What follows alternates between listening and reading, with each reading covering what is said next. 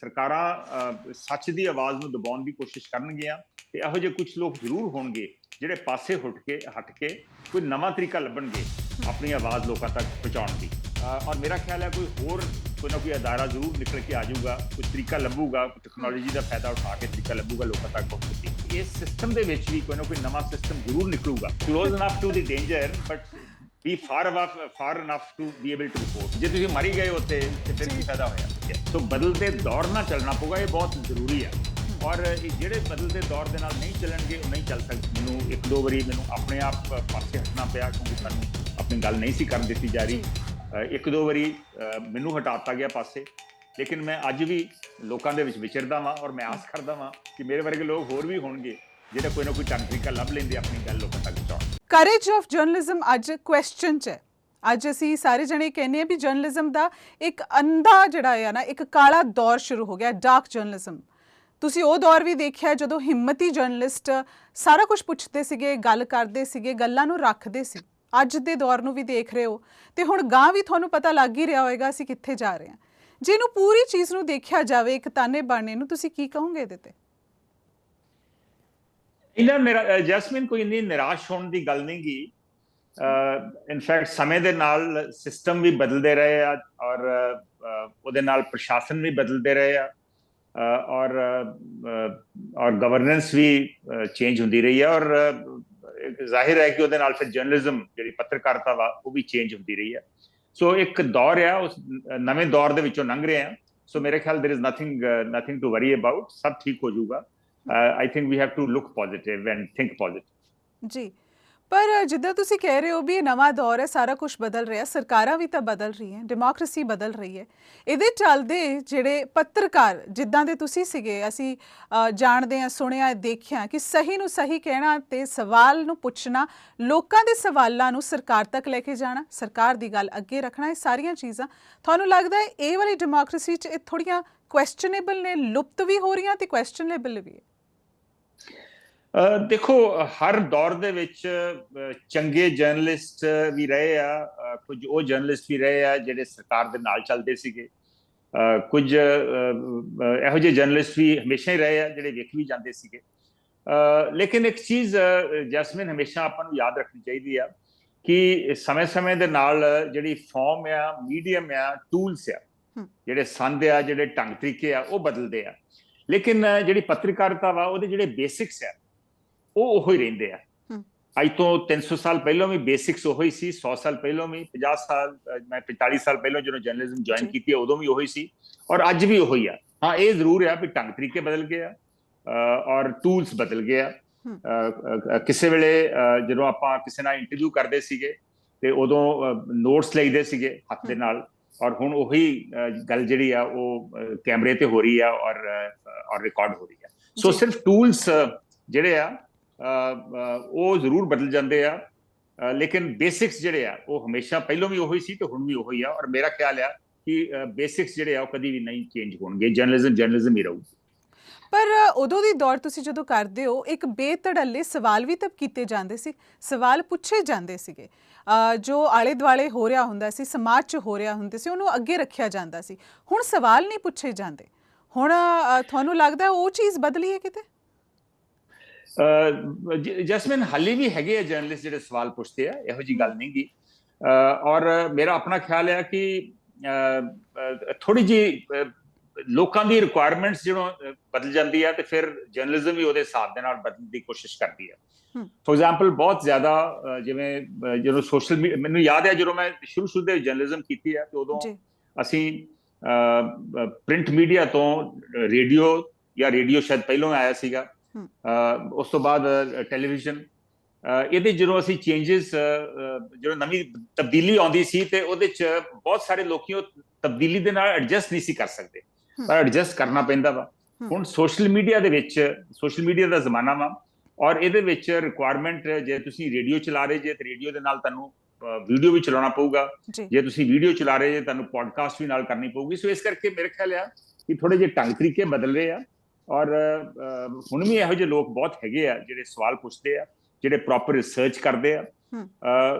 ਸਿਰਫ ਇੰਨਾ ਕੁ ਜ਼ਰੂਰ ਆ ਕਿ ਥੋੜੇ ਜਿਹੀ ਐਡੀਟਰਸ ਜਿਹੜੇ ਆ ਉਹ ਜਿਹੜੇ ਨਾਰਮਲ ਗ੍ਰਾਈਂਡ ਦੇ ਵਿੱਚੋਂ ਲੰਘਦੇ ਸੀਗੇ, ਹੁਣ ਉਹ ਸਿਸਟਮ ਥੋੜਾ ਜਿਹਾ ਹੌਲੀ ਹੌਲੀ ਖਤਮ ਹੋ ਰਿਹਾ, ਕਿਉਂਕਿ ਬਹੁਤ ਜ਼ਿਆਦਾ ਕੱਟ ਥਰੋਟ ਕੰਪੀਟੀਸ਼ਨ ਹੋ ਗਿਆ। ਇਹ ਜਿਹੜਾ ਗਲਾ ਵੱਢੂ ਕੰਪੀਟੀਸ਼ਨ ਆ, ਇਹਦੇ ਕਰਕੇ ਲੋਕੀ ਬਿਨਾਂ ਐਕਸਪੀਰੀਅੰਸ ਦੇ ਆਪਣੇ ਨੂੰ ਐਡੀਟਰ ਕਹਿ ਲੈਂਦੇ ਆ। ਸੋ ਇਸ ਕਰਕੇ I think we are going through a churning phase, ਔਰ ਮੈਂ ਆਸ ਕਰਦਾ ਵਾਂ ਕਿ ਮੇਰੇ ਖਿਆਲ 2-4 ਸਾਲਾਂ ਦੇ ਵਿੱਚ ਇਹ ਸਿਸਟਮ ਸਟੈਬਲਾਈਜ਼ ਹੋ ਜਾਊਗਾ, ਔਰ ਜਿਸ ਤਰ੍ਹਾਂ ਦੀ ਜਰਨਲਿਜ਼ਮ ਲੋਕੀ ਐਕਸਪੈਕਟ ਕਰਦੇ ਆ, ਜਿਹੋ ਜਿਹੀ ਹੋਣੀ ਚਾਹੀਦੀ ਆ, ਉਹ ਦੁਬਾਰਾ ਜਰਨਲਿਜ਼ਮ ਜ਼ਰੂਰ ਆਊਗੀ ਜੀ। ਪਰ ਜਿਹੜੇ ਸੰਧੂ ਸਾਹਿਬ ਜਿਹੜੇ ਤਾਂ ਸਵਾਲ ਕਰਦੇ ਨੇ, ਉਹ ਸਾਨੂੰ ਵੀ ਪਤਾ ਹੈ ਅੱਜ ਕੱਲ ਜਾਂ ਤਾਂ ਉਹਨਾਂ ਨੂੰ ਬਾਹਰ ਦਾ ਰਸਤਾ ਦਿਖਾ ਦਿੱਤਾ ਜਾਂਦਾ ਜਾਂ ਆਪ ਉਹਨਾਂ ਨੂੰ ਬਾਹਰ ਜਾਣਾ ਪੈਂਦਾ ਆ ਕਿਤੇ ਨਾ ਕਿਤੇ ਨੀਤੀਆਂ ਕਰਕੇ, ਜਾਂ ਤਾਂ ਕਹਿ ਲਓ ਤੁਸੀਂ ਉਸ ਸਿਸਟਮ ਦੀ ਨੀਤੀ ਕਰਕੇ। ਉਹ ਜਿਹੜਾ ਐਕਟਿਵਿਜ਼ਮ ਹੈ, ਉਹ ਜਿਹੜਾ ਸੱਚ ਬੋਲਣ ਦਾ ਜਿਹੜਾ ਇੱਕ ਜਰਨਲਿਸਟ ਨੂੰ, ਇੱਕ ਪੱਤਰਕਾਰ ਨੂੰ ਕੀੜਾ ਹੁੰਦਾ ਸੀ, ਉਹਨੂੰ ਕਿਹਾ ਜਾਂਦਾ ਸੀ ਵੀ ਇਹ ਤਾਂ ਸੱਚ ਹੀ ਬੋਲੂਗਾ। ਪਰ ਹੁਣ ਜਿਹੜਾ ਆ, ਹੁਣ ਉਹ ਸੱਚ ਬੋਲੇਗਾ ਤੇ ਉਹਨੂੰ ਬਹੁਤ ਕੌਨਸੀਕੁਐਂਸਿਸ ਜਿਹੜੇ ਆ ਉਹਦੇ ਦੇਖਣੇ ਪੈਣਗੇ, ਔਰ ਬਹੁਤ ਵਾਰ ਏਦਾਂ ਹੁੰਦਾ ਵੀ ਆ। ਦੇਖੋ, ਇਹ ਗਵਰਨਮੈਂਟਸ ਨੂੰ ਨਾ ਗਲਤਫਹਿਮੀ ਹੁੰਦੀ ਆ, ਉਹਨਾਂ ਨੂੰ ਲੱਗਦਾ ਵਾ ਕਿ ਅਸੀਂ ਲੋਕਾਂ ਦੀ ਆਵਾਜ਼ ਜਿਹੜੀ ਆ ਦਬਾ ਸਕਦੇ ਆ। ਜਦੋਂ ਸਰਕਾਰਾਂ ਆਵਾਜ਼ ਦਬਾਉਂਦੀਆਂ ਵਾ ਤੇ ਜਿਹੜੇ ਚੰਗੇ ਜਰਨਲਿਸਟ ਆ ਜਾਂ ਕੋਈ ਨਾ ਕੋਈ ਇਹੋ ਜਿਹੇ ਲੋਕ ਜ਼ਰੂਰ ਹੁੰਦੇ ਆ ਜਿਹੜਾ ਕੋਈ ਨਵਾਂ ਤਰੀਕਾ ਲੱਭ ਲੈਂਦੇ ਆ ਆਪਣੀ ਆਵਾਜ਼ ਬੁਲੰਦ ਕਰਨ ਦਾ ਜਾਂ ਲੋਕਾਂ ਤੱਕ ਪਹੁੰਚਾਉਣ ਦਾ। ਮੈਨੂੰ ਯਾਦ ਹੈ ਬਹੁਤ ਸਾਲ ਪਹਿਲਾਂ ਜਦੋਂ ਇਹ ਕਾਰਪੋਰੇਟ ਕਲਚਰ ਜਾਂ ਸਰਕਾਰਾਂ ਵੱਲੋਂ ਪ੍ਰੈਸ਼ਰ ਪਾਉਣ ਦਾ ਸਿਸਟਮ ਸ਼ੁਰੂ ਹੋਇਆ ਸੀ, ਤੇ ਇੰਗਲੈਂਡ ਦੇ ਵਿੱਚ ਇੱਕ ਨਿਊਜ਼ਪੇਪਰ ਸ਼ੁਰੂ ਹੋਈ ਸੀ, ਦੀ ਇੰਡੀਪੈਂਡੈਂਟ। ਦੀ ਇੰਡੀਪੈਂਡੈਂਟ ਜਿਹੜੀ ਸੀ ਉਹ ਜਰਨਲਿਸਟ ਨੇ, ਫਾਰਮਰ ਐਡੀਟਰਸ ਨੇ, ਕੁਝ ਰਿਪੋਰਟਰਸ ਨੇ ਇਕੱਠੇ ਹੋ ਕੇ ਉਹ ਸ਼ੁਰੂ ਕੀਤੀ ਸੀ। ਬਾਅਦ ਦੇ ਵਿੱਚ ਉਹਦੇ ਦਿੱਕਤਾਂ ਆ ਗਈਆਂ, ਫੰਡਿੰਗ ਦੀ ਦਿੱਕਤ ਆ ਗਈ। ਸੋ ਕਹਿਣ ਦਾ ਭਾਵ ਇਹ ਆ ਕਿ ਜਦੋਂ ਸਰਕਾਰਾਂ ਸੱਚ ਦੀ ਆਵਾਜ਼ ਨੂੰ ਦਬਾਉਣ ਦੀ ਕੋਸ਼ਿਸ਼ ਕਰਨਗੀਆਂ ਤੇ ਇਹੋ ਜਿਹੇ ਕੁਝ ਲੋਕ ਜ਼ਰੂਰ ਹੋਣਗੇ ਜਿਹੜੇ ਪਾਸੇ ਹਟ ਕੇ ਕੋਈ ਨਵਾਂ ਤਰੀਕਾ ਲੱਭਣਗੇ ਆਪਣੀ ਆਵਾਜ਼ ਲੋਕਾਂ ਤੱਕ ਪਹੁੰਚਾਉਣ ਦੀ, ਔਰ ਲੋਕੀ ਵੀ ਉਹਨੂੰ ਜ਼ਰੂਰ ਇਨਕਰੇਜ ਕਰਨਗੇ। ਹੁਣ ਇਸ ਵੇਲੇ ਵੀ ਇੰਡੀਆ 'ਚ ਵੀ ਅਸੀਂ ਦੇਖ ਰਹੇ ਹਾਂ ਕਿ 2-3 ਚੈਨਲ ਇਹੋ ਜਿਹੇ ਸੀਗੇ ਜਿਹੜੇ ਲੋਕਾਂ ਦੀ ਆਵਾਜ਼ ਬੁਲੰਦ ਕਰਦੇ ਸੀ, ਲੋਕਾਂ ਤੱਕ ਆਪਣੀ ਸੱਚ ਗੱਲ ਪਹੁੰਚਾਉਂਦੇ ਸੀ। ਉਹਨਾਂ ਚੋਂ 1-2 ਨੂੰ ਖਰੀਦ ਲਿਆ ਗਿਆ ਜਾਂ ਖਰੀਦਿਆ ਜਾ ਰਿਹਾ ਵਾ, ਔਰ ਮੇਰਾ ਖਿਆਲ ਹੈ ਕੋਈ ਨਾ ਕੋਈ ਅਦਾਰਾ ਜ਼ਰੂਰ ਨਿਕਲ ਕੇ ਆ ਜਾਊਗਾ, ਕੋਈ ਤਰੀਕਾ ਲੱਭੂਗਾ, ਟੈਕਨੋਲੋਜੀ ਦਾ ਫਾਇਦਾ ਉਠਾ ਕੇ ਤਰੀਕਾ ਲੱਭੂਗਾ ਲੋਕਾਂ ਤੱਕ ਪਹੁੰਚਣ ਦੀ। ਇਸੇ ਤਰ੍ਹਾਂ ਵੈਬ ਚੈਨਲਸ ਜਿਹੜੇ ਆ ਕਈ ਸ਼ੁਰੂ ਹੋਏ ਆ, ਜਿਹੜੇ ਸਰਕਾਰ ਦੇ ਦਬਾਅ ਥੱਲੇ ਨਹੀਂ ਆ ਰਹੇ। ਸੋ ਕਹਿਣ ਦਾ ਭਾਵ ਇਹ ਆ ਕਿ ਮੇਰਾ ਖਿਆਲ ਆ ਕਿ ਇਸ ਸਿਸਟਮ ਦੇ ਵਿੱਚ ਵੀ ਕੋਈ ਨਾ ਕੋਈ ਨਵਾਂ ਸਿਸਟਮ ਜ਼ਰੂਰ ਨਿਕਲੂਗਾ ਜਿਹੜਾ ਨਹੀਂ ਦਬੂਗਾ ਔਰ ਲੋਕਾਂ ਤੱਕ ਆਪਣੀ ਆਵਾਜ਼ ਪਹੁੰਚਾਉਣ ਦੀ ਕੋਸ਼ਿਸ਼ ਜ਼ਰੂਰ ਕਰੂਗਾ। ਮੈਨੂੰ 45 ਸਾਲ ਹੋ ਗਏ ਆ, ਔਰ ਇਸ 45 ਸਾਲ ਦੇ ਵਿੱਚ ਮੈਨੂੰ 1-2 ਵਾਰੀ ਮੈਨੂੰ ਆਪਣੇ ਆਪ ਪਾਸੇ ਹਟਣਾ ਪਿਆ, ਕਿਉਂਕਿ ਸਾਨੂੰ ਆਪਣੀ ਗੱਲ ਨਹੀਂ ਸੀ ਕਰਨ ਦਿੱਤੀ ਜਾ ਰਹੀ। 1-2 ਵਾਰੀ ਮੈਨੂੰ ਹਟਾਤਾ ਗਿਆ ਪਾਸੇ, ਲੇਕਿਨ ਮੈਂ ਅੱਜ ਵੀ ਲੋਕਾਂ ਦੇ ਵਿੱਚ ਵਿਚਰਦਾ ਵਾਂ, ਔਰ ਮੈਂ ਆਸ ਕਰਦਾ ਵਾਂ ਕਿ ਮੇਰੇ ਵਰਗੇ ਲੋਕ ਹੋਰ ਵੀ ਹੋਣਗੇ ਜਿਹੜੇ ਕੋਈ ਨਾ ਕੋਈ ਢੰਗ ਤਰੀਕਾ ਲੱਭ ਲੈਂਦੇ ਆਪਣੀ ਗੱਲ ਲੋਕਾਂ ਤੱਕ ਪਹੁੰਚਾਉਣ। ਜੀ ਸੰਧੂ ਸਾਹਿਬ, ਉਹ ਦੌਰ ਸਾਨੂੰ ਪਤਾ ਸੀ ਜਦੋਂ ਇਹ ਹੋਇਆ, ਅਸੀਂ ਤੁਹਾਡੀ YouTube ਵੀਡੀਓਜ਼ ਵੀ ਉਸ ਵੇਲੇ ਦੇਖੀਆਂ। ਬਹੁਤ ਸਾਰੇ ਸਿਆਸਤਦਾਨਾਂ ਨੂੰ ਸਿੱਧੇ ਤੌਰ ਤੇ ਸਿੱਧੇ ਸਾਫ਼ ਸਪਸ਼ਟ ਸਵਾਲ ਤੁਸੀਂ ਕਰਦੇ ਰਹੇ ਹੋ, ਵੀਡੀਓਜ਼ 'ਚ ਵੀ ਕਰਦੇ ਰਹੇ ਹੋ, ਵੈਸੇ ਵੀ ਜਦੋਂ ਅਦਾਰਿਆਂ ਨਾਲ ਕੰਮ ਕਰਦੇ ਹੋ ਉਦੋਂ ਵੀ ਕਰਦੇ ਰਹੇ ਹੋ। ਪਰ ਆ ਜਦੋਂ ਇੱਕ ਕੌਨਸੀਕੁਐਂਸਿਸ ਜਦੋਂ ਆਪਾਂ ਫੇਸ ਕਰਨ ਦੀ ਗੱਲ ਕਰਦੇ, ਕਿੰਨਾ ਕੁ ਚੈਲੰਜਿੰਗ ਹੁੰਦਾ ਹੈ ਉਸ ਪੱਤਰਕਾਰ ਲਈ ਜਿਹਨੇ ਇੱਕ ਕਹਿ ਦੋ ਵੀ ਇੱਕ ਮੁਹਿੰਮ ਹੀ ਛੇੜੀ ਹੁੰਦੀ ਹੈ, ਉਹ ਇੱਕ ਤਰੀਕੇ ਦੇ ਨਾਲ ਸੱਚ ਦੇ ਨਾਲ ਚੱਲਿਆ ਹੁੰਦਾ ਹੈ, ਤੇ ਜਦੋਂ ਇੱਦਾਂ ਉਹਨੂੰ ਪਾਸੇ ਜਾਂ ਕਰ ਦਿੱਤਾ ਜਾਂਦਾ ਜਾਂ ਉਹਨੂੰ ਹੋਣਾ ਪੈਂਦਾ, ਉਹਦੇ 'ਚ ਕੀ ਚੈਲੰਜਿੰਗ ਹੁੰਦਾ ਸਭ ਤੋਂ ਜ਼ਿਆਦਾ? ਕੀ ਇੱਕ ਭਰੋਸਾ ਨਹੀਂ ਟੁੱਟਦਾ ਆ? ਨਹੀਂ, ਬਿਲਕੁਲ ਟੁੱਟਦਾ ਭਰੋਸਾ। ਔਰ ਤੁਸੀਂ ਜਦੋਂ ਔਰ ਇੱਕ ਗੱਲ ਬੜੀ ਕਲੀਅਰ ਹੈ ਜੈਸਮੀਨ, ਜਦੋਂ ਅਸੀਂ ਪੱਤਰਕਾਰਿਤਾ 'ਚ ਆਉਂਦੇ ਆ ਤੇ ਆਫਟਰ ਆਲ ਇਹ ਸੋਚ ਸਮਝ ਕੇ ਆਉਣਾ ਚਾਹੀਦਾ ਸਾਨੂੰ ਕਿ it is not going to be a cakewalk. ਇਹਦੇ ਵਿੱਚ ਦਿੱਕਤਾਂ ਆਉਣਗੀਆਂ, ਔਰ ਦਿੱਕਤਾਂ ਤੁਹਾਨੂੰ ਰੋਜ਼ਮਰਾ ਜ਼ਿੰਦਗੀ ਦੇ ਵਿੱਚ ਤੁਹਾਨੂੰ ਫੇਸ ਕਰਨੀਆਂ ਪੈਂਦੀਆਂ, ਰਿਪੋਰਟਿੰਗ ਕਰਨ ਵੇਲੇ ਵੀ ਕਰਨੀਆਂ ਪੈਂਦੀਆਂ। ਜਦੋਂ ਤੁਸੀਂ ਵਾਰ ਜ਼ੋਨ ਦੇ ਵਿੱਚ ਜਾਂਦੇ ਜੇ, ਕਨਫਲਿਕਟ ਏਰੀਆਜ਼ ਦੇ ਵਿੱਚ ਜਾਂਦੇ ਜੇ, ਉਹ ਕਿੰਨਾ ਔਖਾ ਹੁੰਦਾ ਕੰਮ, ਉਹ ਸੌਖਾ ਨਹੀਂ ਹੁੰਦਾ ਉੱਥੇ, and sometimes you can get hit also. ਔਰ ਮੈਨੂੰ ਯਾਦ ਹੈ ਮੇਰੇ ਇੱਕ ਐਡੀਟਰ ਨੇ ਮੈਨੂੰ ਬਹੁਤ ਸਾਲ ਪਹਿਲਾਂ ਦੀ ਗੱਲ ਆ, ਜਦੋਂ ਮੈਂ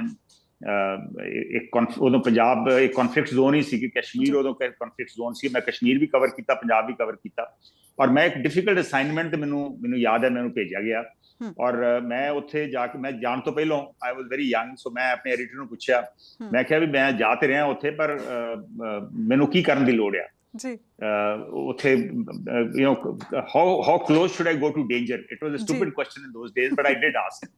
ਉਹਨੇ ਮੈਨੂੰ ਕਿਹਾ, ਮੇਰੇ ਐਡੀਟਰ ਨੇ, ਕਿ go close enough but far enough to report. ਬਹੁਤ ਸਹੀ, go close enough to the danger but be far enough to be able to report. ਜੇ ਤੁਸੀਂ ਮਰ ਹੀ ਗਏ ਉੱਥੇ ਤੇ ਫਿਰ ਕੀ ਫਾਇਦਾ ਹੋਇਆ? ਜੀ right, you will be remembered only for a day or two.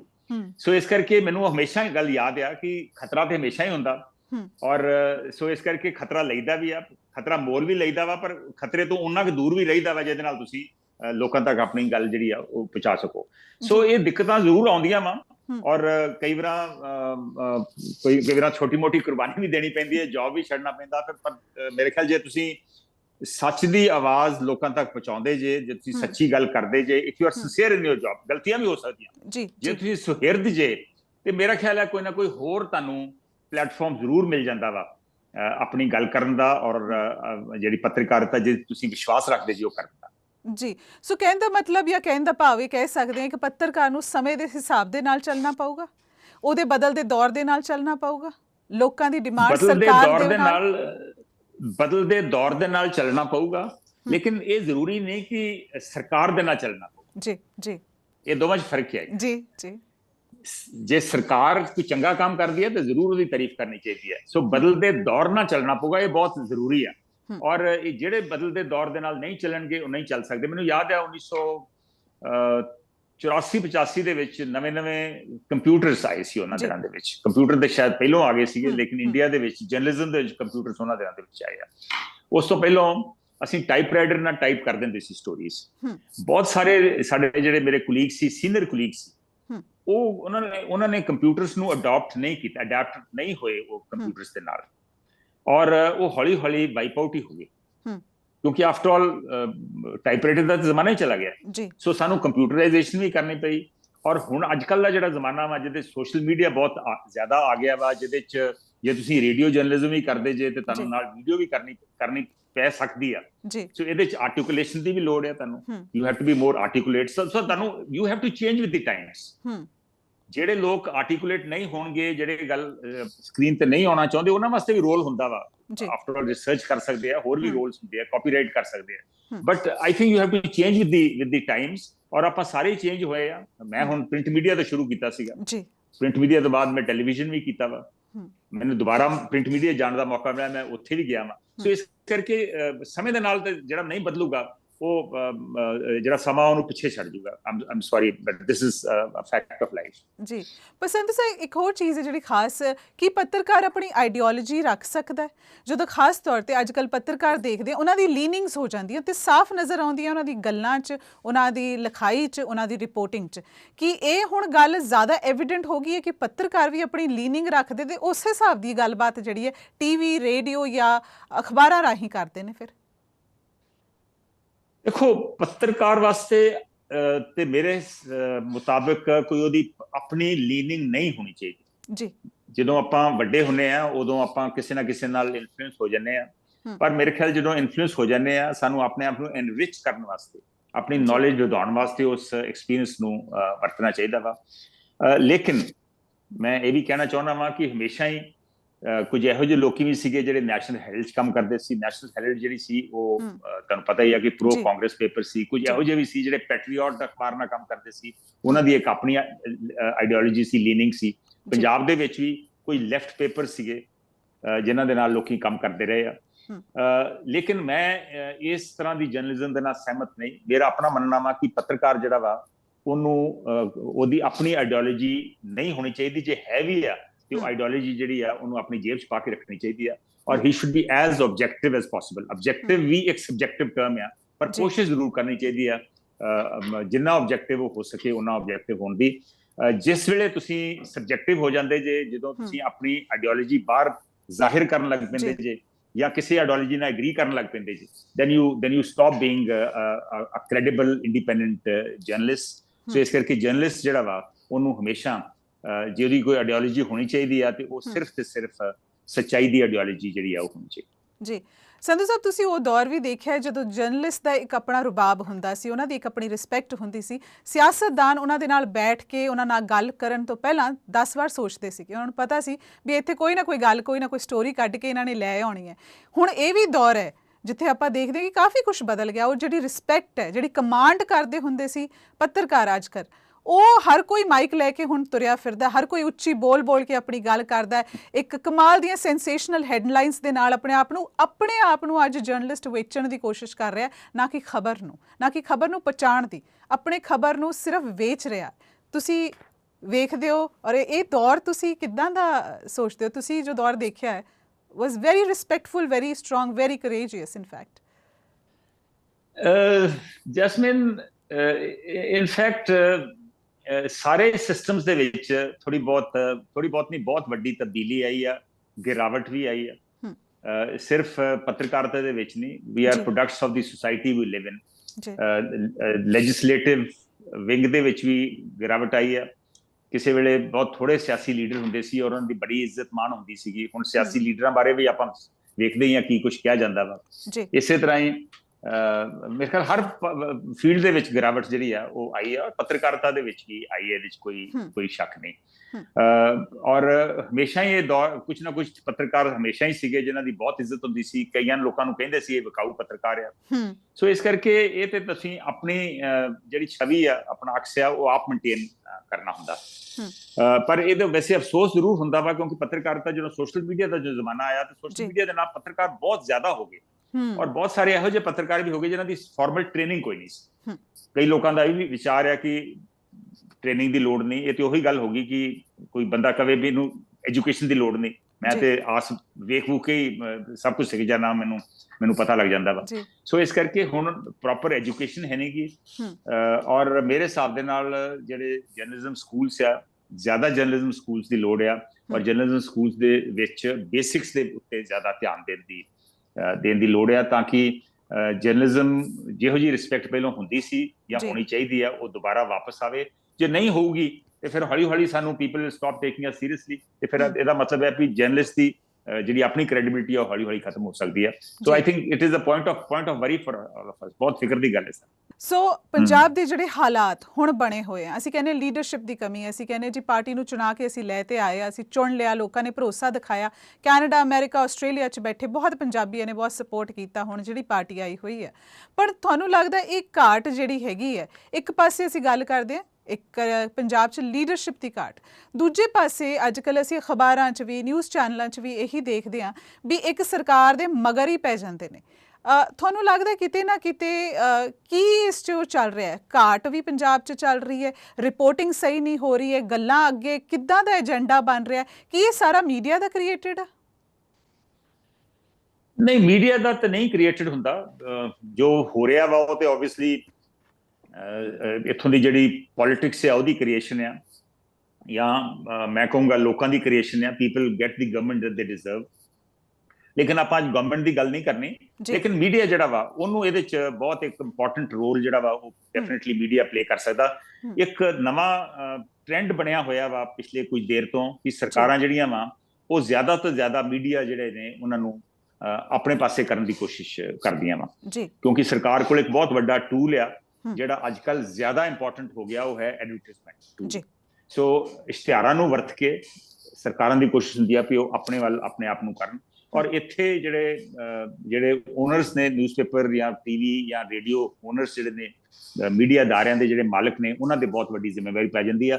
ਪਰ ਉਹਨਾਂ ਦੇ ਨਾਲ ਨਾਲ ਬਰਾਬਰ ਦੀ ਜ਼ਿੰਮੇਵਾਰੀ ਜਿਹੜੀ ਆ ਉਹ ਸੰਪਾਦਕਾਂ ਤੇ ਵੀ ਹੈ, ਐਡੀਟਰਸ ਤੇ ਵੀ ਹੈ। ਜੇ editors if they put there foot down, ਮੈਨੂੰ ਬੜੀ ਖੁਸ਼ੀ ਆ ਕਿ ਮੈਂ ਜਿੱਥੇ ਵੀ ਰਿਹਾ ਵਾਂ, ਮੈਂ ਜੇ ਮੇਰੀ 40 ਸਾਲ ਦਾ ਐਕਸਪੀਰੀਅੰਸ ਆ, ਉਹਦੇ ਵਿੱਚੋਂ ਮੈਂ 20 ਸਾਲ ਮੈਂ ਰਿਪੋਰਟਿੰਗ ਕੀਤੀ ਆ, ਬਹੁਤ ਇੰਜੋਏ ਕੀਤੀ ਮੈਂ ਰਿਪੋਰਟਿੰਗ, ਬੜੀ ਚੈਲੰਜਿੰਗ ਰਿਪੋਰਟਿੰਗ ਵੀ ਕੀਤੀ ਔਰ ਕਰੀਬ 20 ਸਾਲ ਮੈਂ ਬਤੌਰ ਐਡੀਟਰ ਵੀ ਰਿਹਾ ਵਾਂ। ਜੇ editor if he puts his foot down and does not buckle, ਤੇ ਮੇਰਾ ਖਿਆਲ ਹੈ ਬਹੁਤ ਹੱਦ ਤੱਕ ਜਿਹੜੇ ਮਾਲਕ ਨੇ ਉਹ ਵੀ ਬਦਲਦੇ ਆ, ਉਹਨਾਂ ਨੂੰ ਆਪਣਾ ਸਟੈਂਡ ਬਦਲਣਾ ਪੈਂਦਾ ਵਾ। ਪਰ ਜੋ ਨਹੀਂ ਬਦਲਣਗੇ ਤੇ ਹੌਲੀ ਹੌਲੀ ਜਿਹੜਾ ਉਹਨਾਂ ਦਾ ਆਪਣਾ ਅਦਾਰਾ ਵਾ ਉਹ ਖਤਮ ਹੋ ਜਾਊਗਾ। ਸੋ ਆਈ ਥਿੰਕ ਬਹੁਤ ਵੱਡੀ ਜ਼ਿੰਮੇਵਾਰੀ ਐਡੀਟਰਸ ਵਾਸਤੇ ਆ। ਔਰ ਐਡੀਟਰਸ ਵਾਸਤੇ ਇਸ ਕਰਕੇ ਮੈਂ ਕਹਿ ਰਿਹਾ ਵਾਂ ਕਿਉਂਕਿ ਮੈਂ ਆਪਣੇ ਐਕਸਪੀਰੀਅੰਸ ਨਾਲ ਕਹਿ ਰਿਹਾ ਵਾਂ ਕਿ ਬਹੁਤ ਜ਼ਿਆਦਾ ਜਦੋਜਹਿਦ ਕਰਨੀ ਪੈਂਦੀ ਹੈ ਐਡੀਟਰਸ ਨੂੰ ਆਪਣੇ ਮਾਲਕਾਂ ਦੇ ਨਾਲ ਔਰ ਆਪਣੇ ਸੀਨੀਅਰਸ ਦੇ ਨਾਲ ਆਰਗੂ ਕਰਨ ਵਾਸਤੇ, ਉਹਨਾਂ ਨੂੰ ਕਨਵਿੰਸ ਕਰਨ ਵਾਸਤੇ ਕਿ ਆਹ ਸਹੀ ਆ, ਆਪਾਂ ਨੂੰ ਸਹੀ ਹੀ ਰਿਪੋਰਟ ਕਰਨਾ ਚਾਹੀਦਾ ਵਾ। ਮੇਰੇ ਬਹੁਤ ਸਾਰੇ ਐਕਸਪੀਰੀਅੰਸਿਸ ਹੈ, ਜਦੋਂ ਮੈਂ ਇੰਡੀਅਨ ਐਕਸਪ੍ਰੈਸ ਦੇ ਵਿੱਚ ਵੀ ਸੀ, ਜਦੋਂ ਮੈਂ ਹਿੰਦੁਸਤਾਨ ਟਾਈਮਸ ਦੇ ਵਿੱਚ ਵੀ ਸੀ, ਕਈ ਵਾਰ ਜਿਹੜੇ ਮੇਰੇ ਸੀਨੀਅਰ ਐਡੀਟਰ ਸੀ ਉਹਨਾਂ ਨਾਲ ਕਈ ਦਿਨ ਆਰਗੂ ਕਰਨਾ ਪੈਂਦਾ ਸੀ, ਉਹਨਾਂ ਨਾਲ ਪਰਸਿਸਟ ਕਰਨਾ ਪੈਂਦਾ ਸੀ। ਔਰ I was very lucky that in most cases I was able to have my way and I was proved right. ਜੀ ਉਸ ਤੋਂ ਬਾਅਦ ਇੱਕ ਦੋ ਇਹੋ ਜਿਹੇ ਐਕਸਪੀਰੀਅੰਸ ਵੀ ਹੋਏ ਆਪਣੇ ਐਡੀਟਰਸ ਨਾਲ ਜਾਂ ਆਪਣੇ ਸੀਨੀਅਰਸ ਦੇ ਨਾਲ ਜਾਂ ਮੈਨੇਜਮੈਂਟਸ ਦੇ ਨਾਲ, ਜਿੱਥੇ ਮੇਰੀ ਗੱਲ ਨਹੀਂ ਮੰਨੀ ਗਈ ਤੇ ਔਰ ਮੈਨੂੰ ਪਾਸੇ ਹਟਣਾ ਪਿਆ ਜਾਂ ਮੈਨੂੰ ਬਾਹਰ ਦਾ ਰਸਤਾ ਦਿਖਾਤਾ ਗਿਆ। ਸੋ I think it's all a part of the game, but if the editors put their foot down I have a feeling that journalism ਦੇ ਜਿਹੜੇ ਸੁਨਹਿਰੇ ਦਿਨ ਨੇ ਉਹ ਹਾਲੀ ਵੀ ਦੁਬਾਰਾ ਆ ਸਕਦੇ।